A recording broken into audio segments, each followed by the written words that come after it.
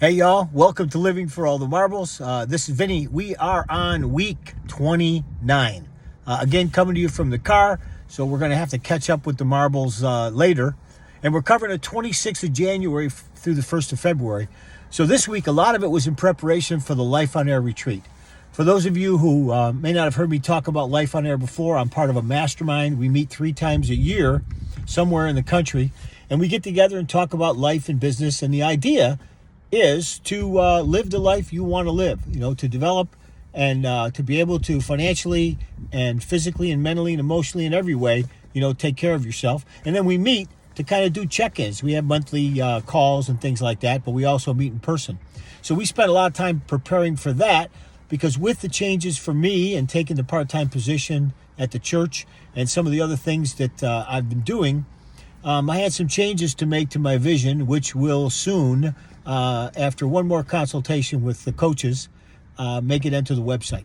So I want to talk about that a little bit. The retreat was in Orlando, so the vision is being modified and taking out a little bit more about the church, a little bit more about doing some work with other faith-based organizations. But the event was awesome. As I said, we met in Orlando at some resort down there, but we spent all of our time, pretty much together.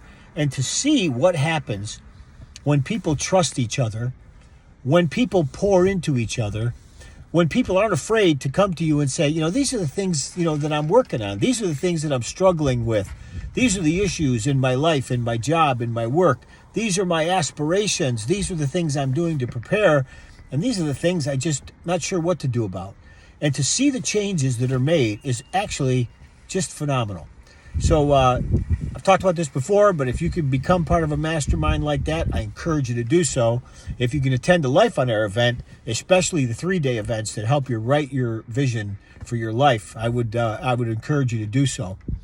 But the other thing is Brett, one of our coaches, he and we're video game buffs. We like to play first-person games. And so this is the first time we actually had time that we got together and were able to play. And we actually did it in the arcade. So that was kind of cool. But the challenge, the fun about it was, we're just adult guys. And, we just fortunately have the ability to just, cash in $5 at a time and go in and play. And it was a lot of fun. It was a great fellowship. We had a chance to talk a little bit and compare and compete. So all good. It really was all good. And then the last thing, talked a little bit about this last week, is the challenge to families. It's really been brought to my attention. I don't know, maybe it's because I'm getting older. I don't know why. But I remember at funerals the regrets that I hear people express about, I should have made more time for my dad, or I should have made more time for my mom, or I should have spent more time with my brother. And I think that that's worth thinking about. I think it's worth thinking about those relationships that we have. I think it's worth thinking about what people need from us to help them with their lives, to help them to do better. But I also think it's good for us. It's good for us because nothing is more valuable than your time. Simon Sinek told a story once, and he said, if I came in and told you that I just gave $20,000 to a charity, you would go, oh, that's cool. That's well done. But then he said, but if I told you that I had just spent the weekend, and I don't remember if this is the exact example, but if I came in and said, I spent the weekend building houses for Habitat for Humanity, you'd look at that different and you'd say, oh man, I need to be a better person to do things like that, because it's the giving of yourself, because time is the one thing that you don't get back.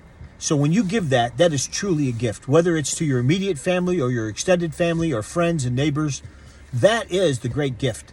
And I want you to know, if you're a relative of mine or a friend of mine, I don't want you standing at my casket thinking that, I should have done this or I should have spent more time with Vinny. You're already forgiven, because for me, it's going to be a celebration of life. And if it makes you better after I'm gone, then that's good enough. But I want you to think about that for people in your family. Take the time. We're going to go up this weekend, spend some time with my brother-in-law and his family.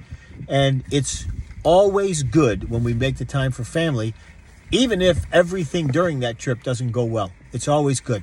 So, again, this is week 29. I'll do the marble later. If this is content that you like, I would encourage you to like and share and do anything you need to do to get this shared out to other people. And remember, live intentionally and finish strong. See you next week.